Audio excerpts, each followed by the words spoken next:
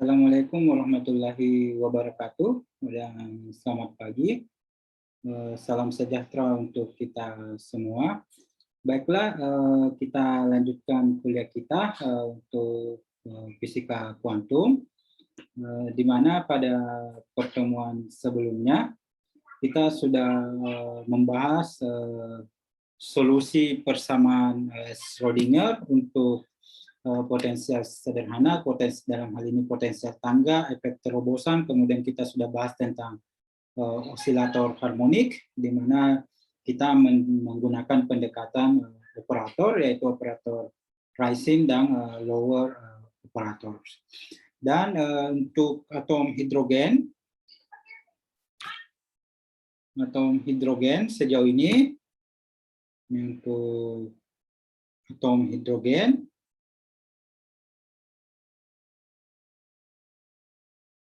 kita kemarin sudah bahas bahwa persamaan Schrödinger-nya berbentuk per 2M, ini D2C. Nah, C-nya ini N, L, M. Oke, jadi dia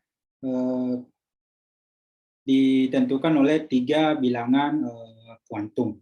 Oke, berdasarkan solusi yang kita dapatkan di pertemuan sebelumnya. Jadi ini N, L, M sama dengan E, C, N, L, M. Oke, ini persamaan Schrödinger untuk atom hidrogen dengan ini si NLM, ini nilai N-nya, ini 1, 2, 3, 4, dan seterusnya. Ini kita sebut dengan bilangan kuantum utama. Ya, mungkin di fisika modern Anda sudah kenal ini. Dan L ini 0, 1, 2, 3 sampai L kurang 1. Jadi dia sampai N kurang 1.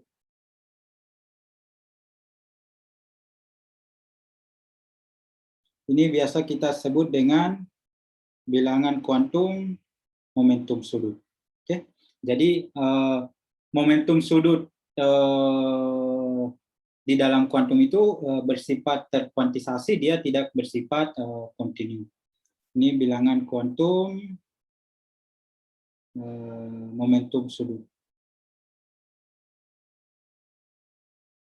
Momentum sudut.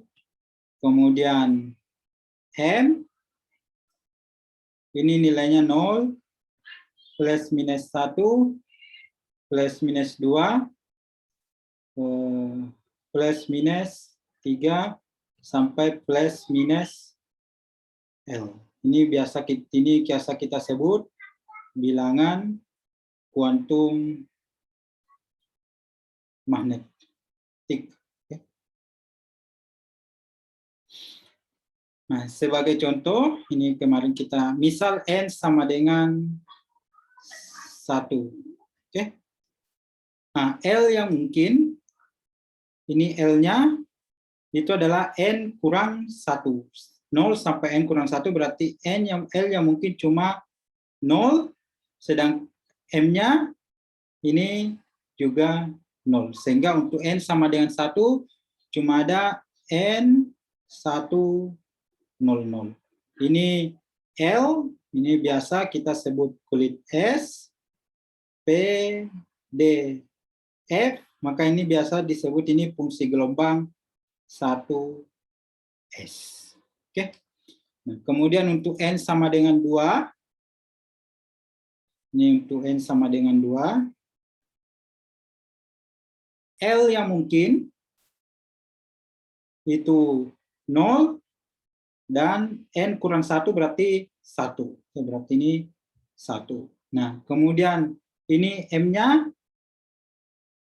0, sedangkan yang ini M-nya bisa dari M minus 1, M, 0, M, 1. Oke, ini C200 ini biasa kita sebut dengan kulit 2S.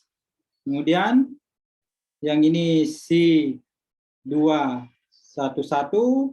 21 minus 1, C210, C211. Ini biasa kita sebut dengan kulit 2P.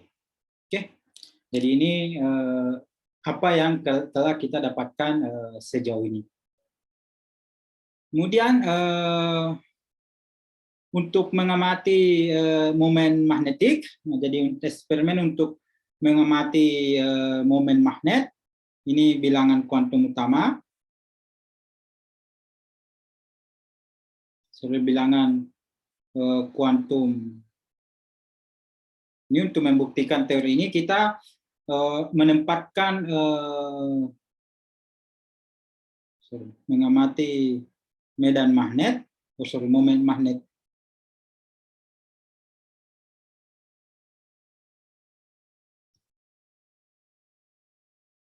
Momen magnet. Ini kita tempatkan atom di dalam medan magnet. Oke. Nah, eksperimen seperti ini dilakukan oleh, kita bahas pertama efek Siemens.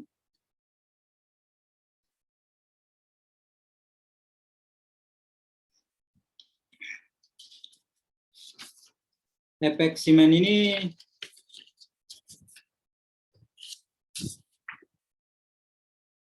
ini untuk L sama dengan 0. Ini tingkat energi L sama dengan 0.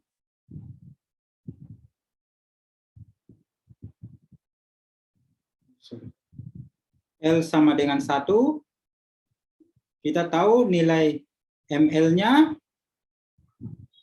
ini 0, 1, 0, minus 1. Nah, ketika ini dia ditempatkan di dalam medan magnet, tingkat energi ini split menjadi 3. Ini 1, 2, 3. Ini untuk ML sama dengan 0, ini untuk ML sama dengan plus 1, ini untuk ML sama dengan minus 1.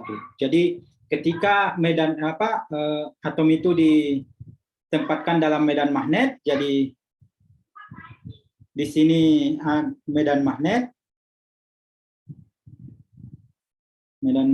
on, ini di sini medan magnetnya off.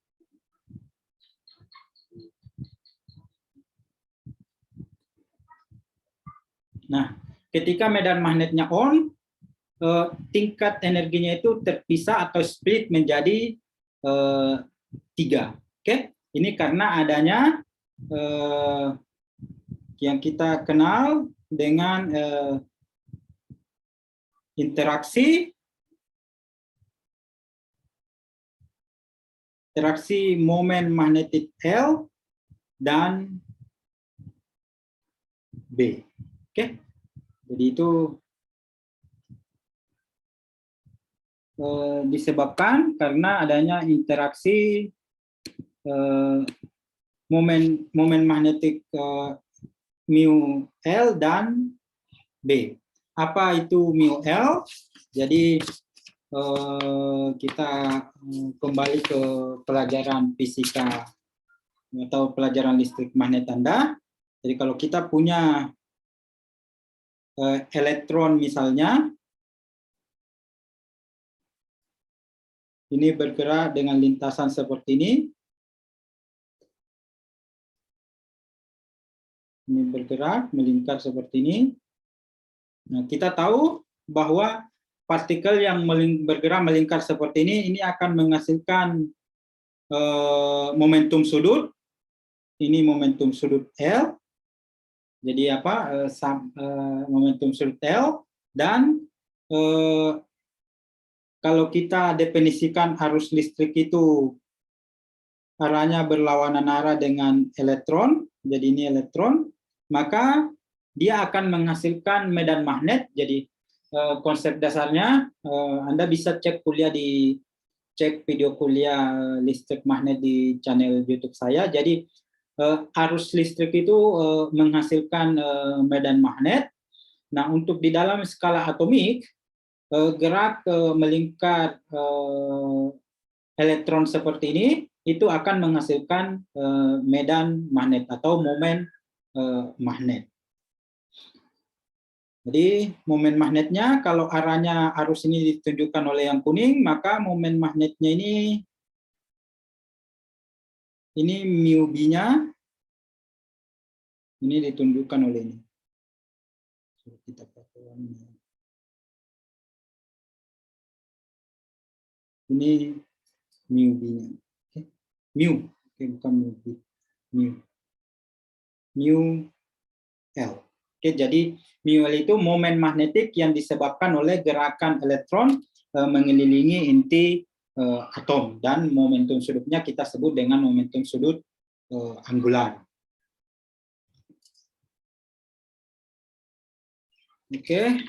Saya kira jelas. Kemudian energi interaksinya, ini energi interaksinya itu kita sebut U, itu sama dengan minus mu L dot B. Nah, kenapa dia minus? Karena berlawanan arah.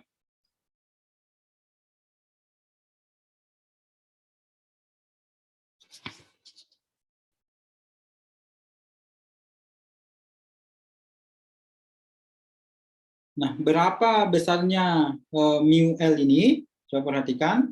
Mu L ini bisa kita tentukan.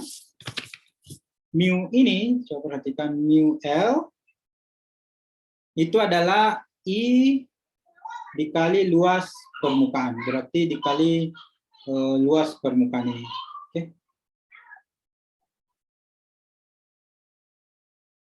Luas permukaan yang diarsir itu. Nah, kalau I berarti ini sama dengan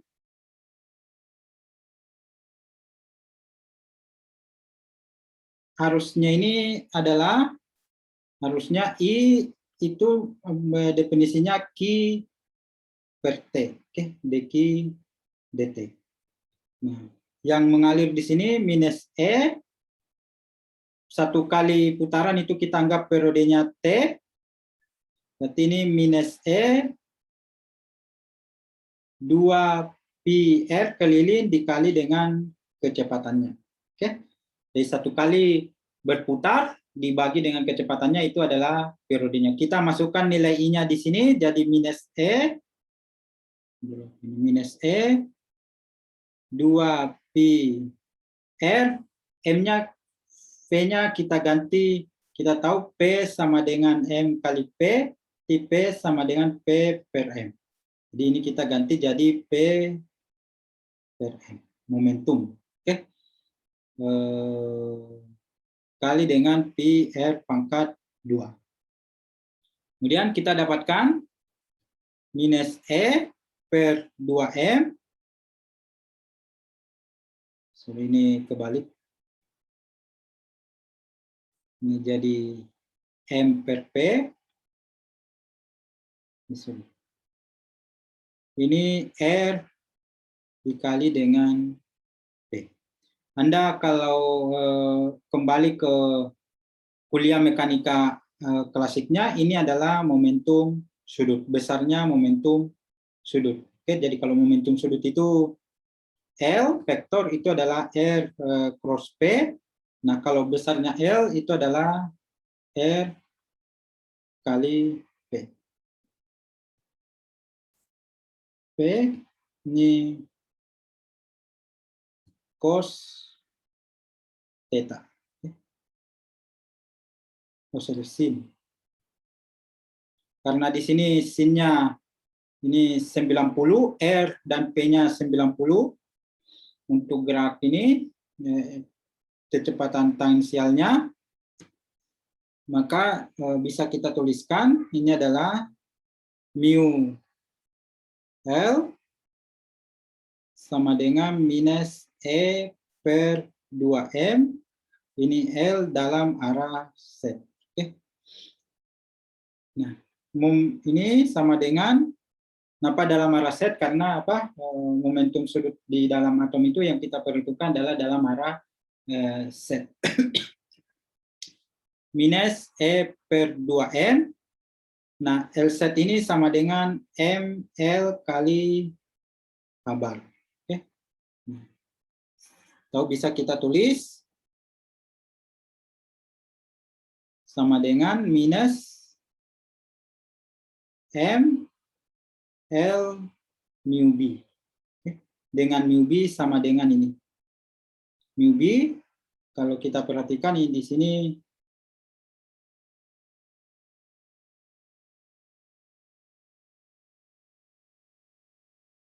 mu B atau biasa kita sebut dengan magnetic board itu sama dengan E kabar per 2M. Ini nilainya sekitar 9,274 kali 10 pangkat minus 24 Joule per Tesla. Oke, jadi ini mu L-nya. Oke. Hingga kita dapatkan energi interaksinya.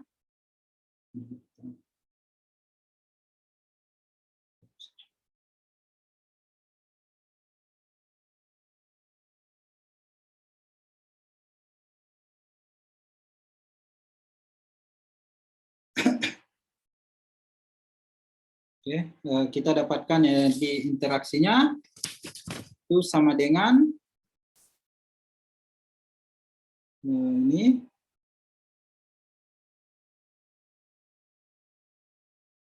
mu kita mu L mu B kali dengan B. Oke. Nah, untuk eksperimen tadi, coba kita lihat yang ini.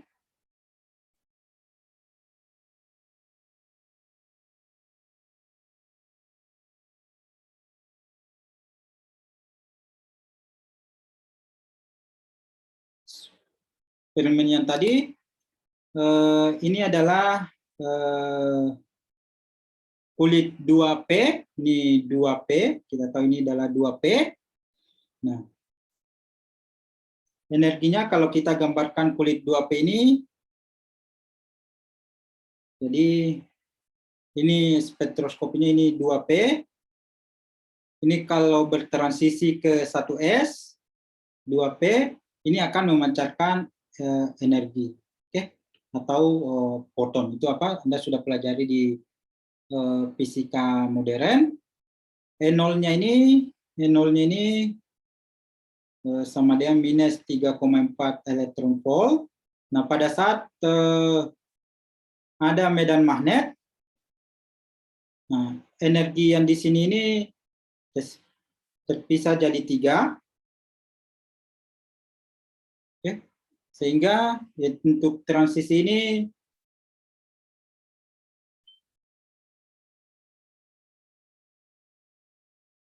ini energinya menghasilkan spektrum yang berbeda. Oke, ini lambda kurang delta lambda. Kalau ini lambda, kemudian yang ini lambda. Ini energi lambda. Kemudian yang ketiga, ini spektrum dihasilkan lambda plus delta lambda. Oke, delta lambda itu sama dengan besarnya energi yang ada di sini. Oke.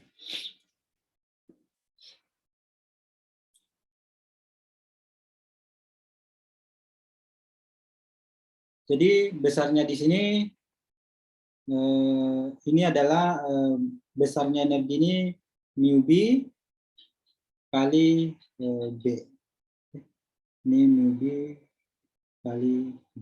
Jadi yang di sini energinya yang ini, energi transisinya berarti E0 ditambah mu B kali B. Oke, kalau yang sorry dikurang. Karena dia minus, kalau yang di sini E0 ditambah mu B kali B. Oke, jadi efek Siemens ini menunjukkan bahwa elektron itu momentum substitusi itu terkuantisasi. Oke, nah tetapi ada ini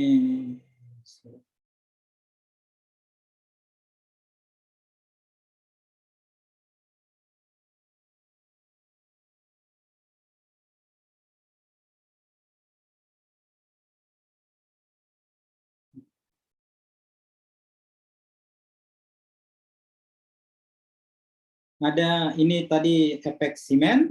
Jadi ketika magnetic field-nya atau medan magnetnya off, kita hanya mengamati ini satu spektrum. Ketika dia magnetic field-nya on, ada 3 spektrum yang kita amati. Ini sesuai dengan apa yang telah kita bahas mengenai bilangan kuantum N, L, dan M. Oke, tadi kita sudah jelaskan. Nah, kemudian ada anomalius atau anomali. Ini ternyata yang satu ini tidak 3, tetapi 4. Kalau yang satu ini dia menjadi 6. Oke, jadi ada anomali yang diamati pada efek Siemens. Jadi efek Siemens ini ada anomali. Oke, jadi ini harusnya 3 jadi 4, ini harusnya 1, ini jadi 6. Oke. Nah, bagaimana kita menjelaskan anomali efek Siemens ini? Nanti kita akan kembali ke sini, tetapi sebelum kita kembali ke sini, kita bahas satu eksperimen lagi, di mana ini akan membawa kita ke penjelasan anomali efek Siemens. Eksperimen ini dilakukan oleh 2 orang, namanya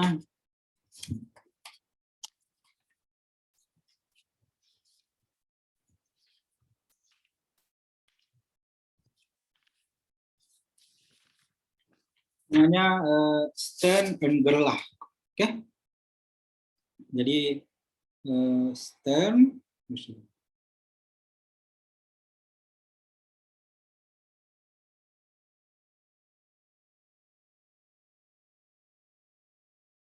eksperimen. Jadi kalau efek Siemens tadi itu dia medan magnetnya seragam. Nah, untuk Stern Gerlach ini dia medan magnetnya tidak seragam. Oke.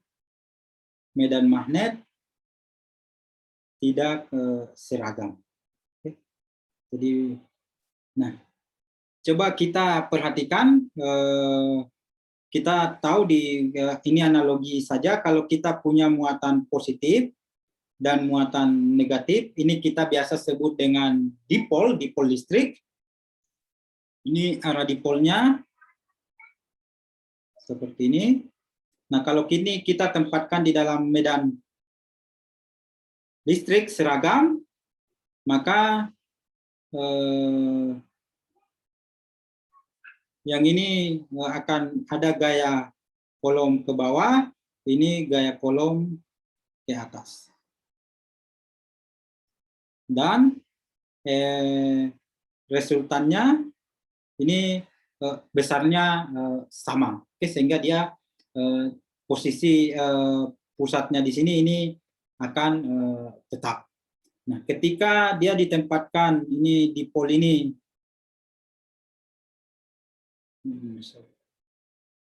Dipol listrik ini kita tempatkan di dalam medan magnet yang tidak seragam. Hanya seperti ini.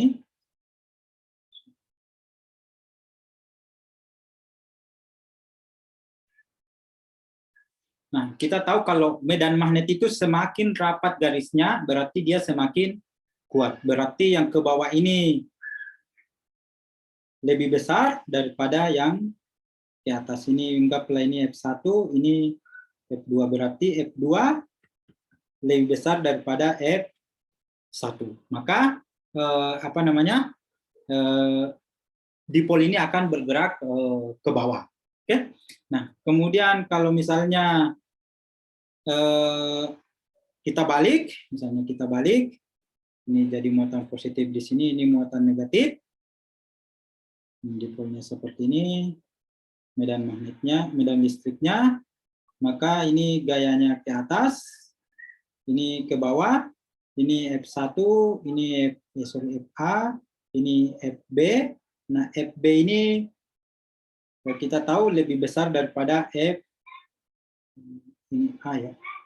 FA lebih besar daripada FB. Sehingga dipol ini akan bergerak ke atas. Oke, jadi kalau misalnya kita punya medan listrik tidak seragam, maka efeknya ketika kita menempatkan dipol listrik akan seperti ini. Nah, ternyata ini sama ketika kita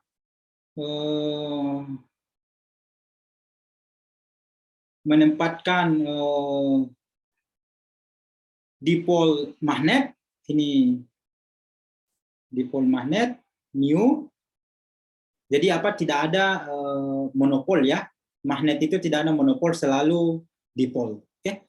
Ketika kita tempatkan dalam medan magnet yang tidak seragam, ini B, nah maka resultan gayanya ini F totalnya ini arahnya ke bawah. Kalau arah dipolnya dibalik seperti ini, maka resultan gayanya akan ke atas. Oke, jadi prinsipnya ketika kita mengamati medan magnet seragam, maka elektron dengan momen magnetik yang berbeda itu akan mengalami splitting. Oke, nanti kita jelaskan lebih detail. Jelasnya di sini ketika dia ditempatkan dalam medan magnet tidak seragam, maka akan mengalami gaya ke bawah atau ke atas, atau dipisahkan berdasarkan gaya magnetnya. Nah, bagaimana Stern and Gerlach ini melakukan eksperimen? Yang pertama dia lakukan, dia punya medan magnet permanen seperti ini.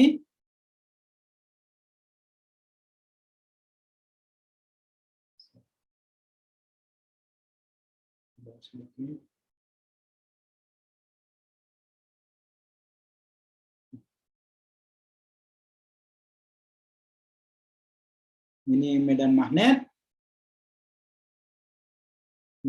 permanen.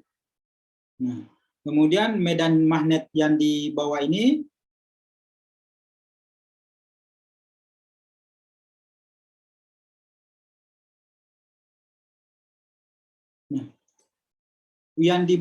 dia buat lancip seperti ini.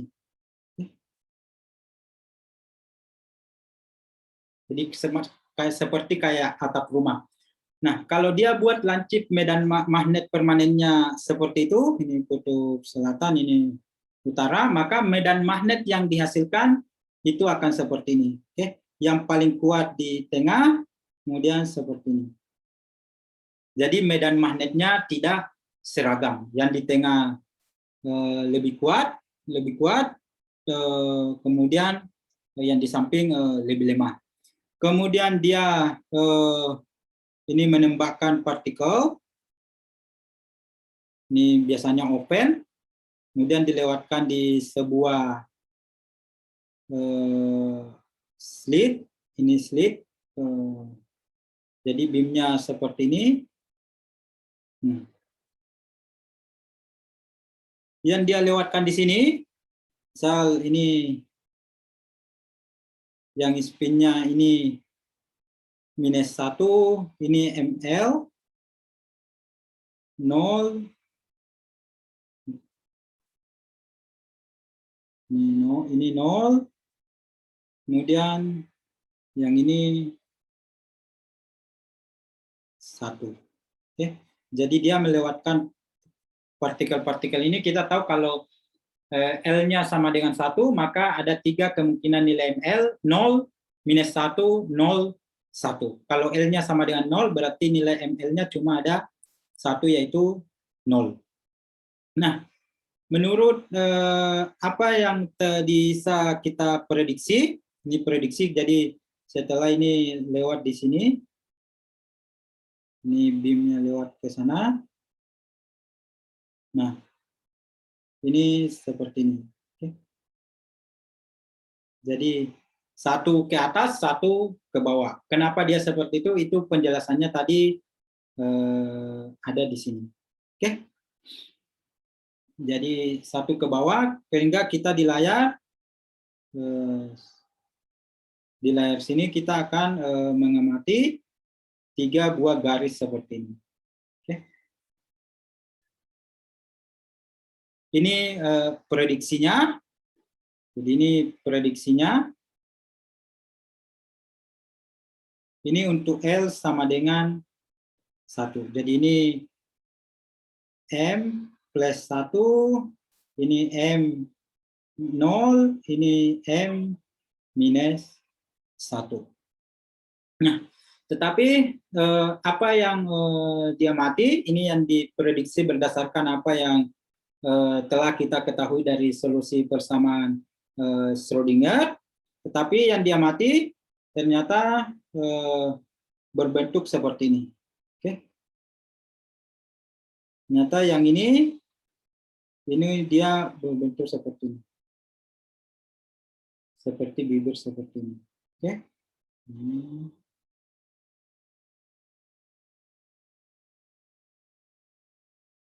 Jadi dia seakan-akan ada 6 keadaan. Jadi dia seakan-akan ada 6 keadaan.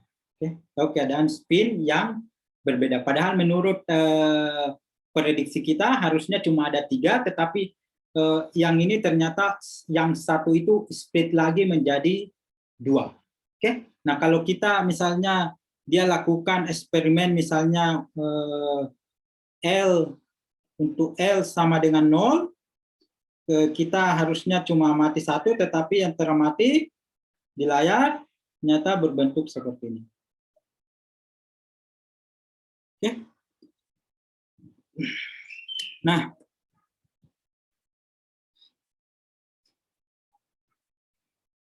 kita tahu, coba perhatikan jumlah keadaan M ini sama dengan 2L tambah 1. Oke, kita tahu itu 2L tambah 1. Berarti kalau di sini L-nya di sini 2, ini 2, berarti di sini L-nya harus 1/2. Kita tahu momentum sudutnya harusnya 1/2. Tetapi untuk L sama dengan 1/2, ini tidak diizinkan oleh solusi persamaan Schrödinger. L itu harus bilangan bulat. Oke, berarti di sini kata kuncinya berarti menurut hasil eksperimen ini ada bilangan kuantum lain yang belum kita temukan. Jadi menurut, karena ini eksperimennya menurut diusulkan oleh Goldsmith dan Ahlenbeck, bahwa selain momentum angular, jadi selain momentum angular, jadi kalau momentum angular itu gerak elektron seperti ini kita L. Nah, untuk menjelaskan hasil eksperimen ini ada namanya intrinsik momentum sudut. Momentum sudut intrinsik. Ini kita kenal dengan spin. Oke, apa itu spin? Jadi kalau misalnya ini kita anggap ini elektron, dia berputar seperti ini.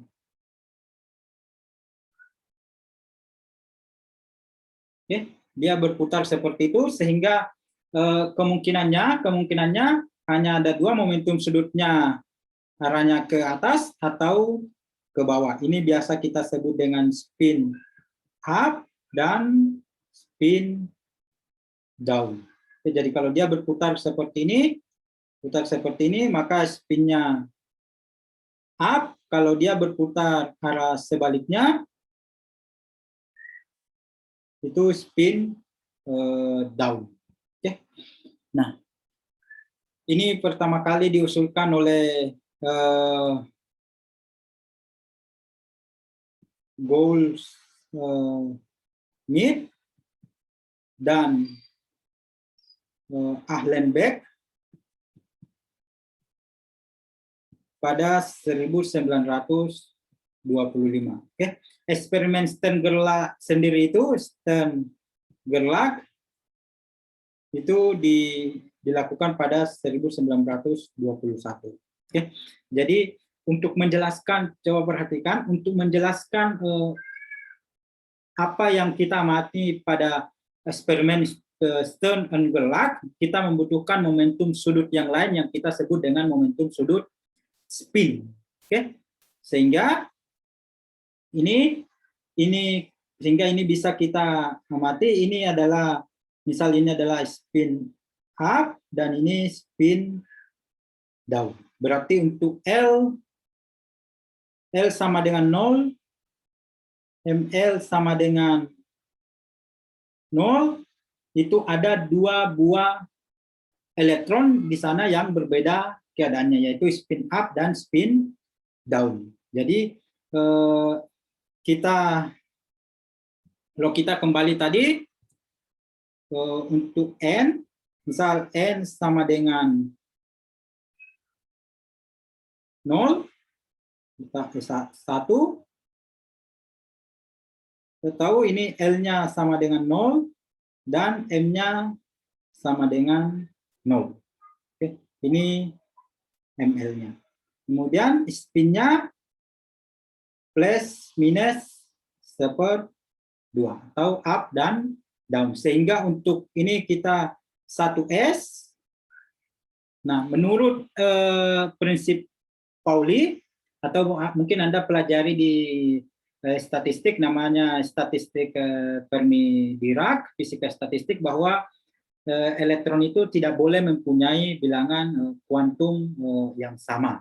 Oke. Sehingga di sini 1S ini bisa terisi 2 elektron, yaitu spin up dan spin down. Biasanya ini 2 elektron.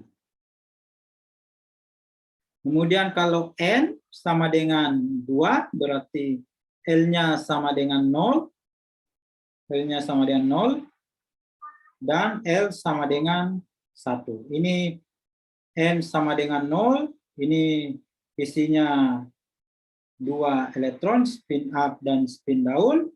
Kemudian ini untuk M sama dengan 1, ini 2 elektron. Ini M sama dengan 0, ini spin up dan spin down. Kemudian di sini M sama dengan 0, minus 1, spin up dan spin down. Sehingga untuk ini kulit 2P, ini isinya 6, isi maksimumnya 6 elektron. Oke, kulit 2P itu 2 elektron. Ini 2S, ini 2 elektron. Jadi total ini adalah 8 elektron. Ini apa? Anda bisa cek kembali di tabel periodik. Oke. Sehingga bisa kita simpulkan untuk menjelaskan hasil eksperimen Stern and Gerlach.